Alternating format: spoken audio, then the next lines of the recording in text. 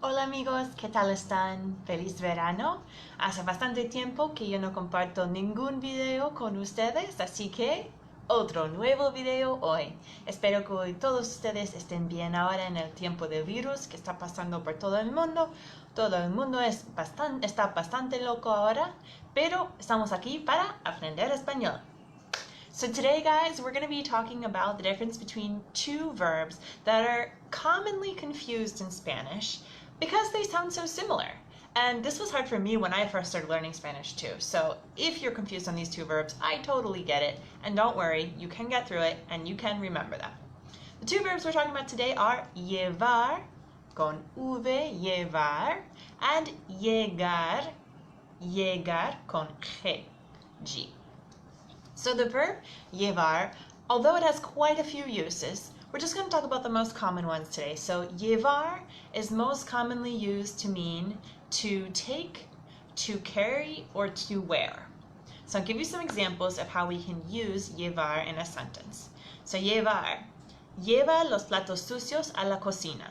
Take the dirty dishes to the kitchen. To carry, mi marido llevará las bolsas de la compra.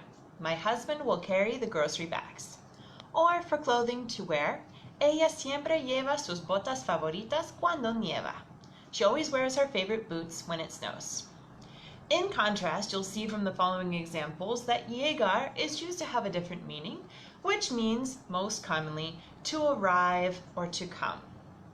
So, ¿sabes si ya llegó Miguel? Do you know if Miguel already arrived? Or, el fin de semana llegó rápido. The weekend came quickly.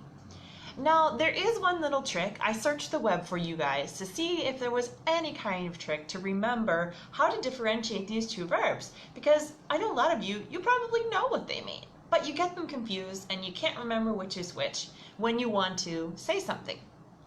So here's a little trick that may or may not work for you. Everybody kind of has their own different memory systems and tricks for remembering things. But this one is in alphabetical order. Llego a la tienda y llevo mi bolsa al carro. Llego a la tienda y llevo mi bolsa al carro. So they're in alphabetical order. So llegar first with G. Then later, llevar with V. So I arrive to the store and then I take my bag to the car. So alphabetical order, and also remembering you're not going to take your bag to the car until after you've already arrived to the store. Maybe it'll work for you, maybe it won't. Another thing that sometimes helps is just simply memorization. So sometimes I will repeat it to myself when I'm learning vocabulary. Llegar, to arrive. Llegar, to arrive. Llegar, to arrive. Llevar, to bring. Llevar, to bring. Llevar, to bring. And again, flashcards can help too. So there's no one solution that works for everybody, but I hope that this explanation clears up a little bit of the difference between llegar and llevar and how to use them appropriately. There are some other definitions for llegar and llevar because, as you guys know, verbs have quite a few uses usually, but these are the most common ones. I'm going to link in the description to a dictionary entry that has a lot of great examples and a comprehensive look at the uses, but I want to keep these videos just really short and concise and getting to the point for you guys. So I hope this was helpful. If it was, give it a thumbs up and stay tuned for future videos. By the way, in case you guys missed it, I am doing a free Spanish workshop on Wednesday night, US time. Let's see, 8 p.m. Central. You can get the link for that in SpeakBetterSpanish Facebook page under events. It's the free workshop. It is open to everyone, every level, even if you're a total beginner, even if you know 2 words of Spanish.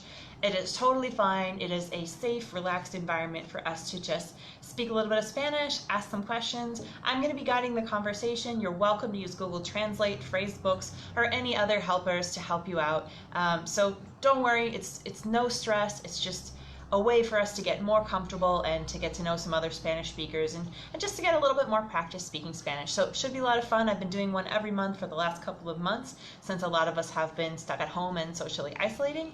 And yeah, it's been really fun. We've had a couple of regulars and a couple of new faces. So hope to see you guys, but definitely make sure to sign up and reserve your spot. It is totally free, but you do need to reserve your spot. And once you do, you'll get the link to join the event on Wednesday night. So hope to see you guys there. And if not, I'll see you in the next live video.